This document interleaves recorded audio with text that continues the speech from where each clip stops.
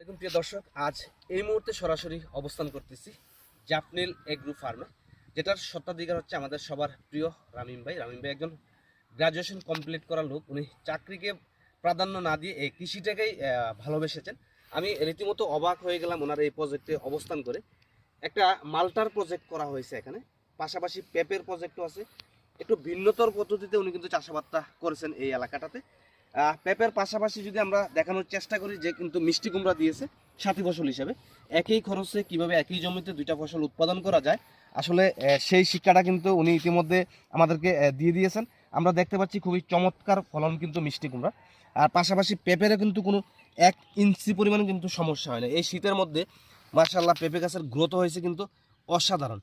আপনারা চাইলে স্বল্প পরিসরে হইলেও কিন্তু এই সাথী ফসল পদ্ধতিটা অবলম্বন করতে পারেন, তাহলে আপনারাও কিন্তু ইনশাল্লাহ সফল হবেন। তো আজ এই পর্যন্তই।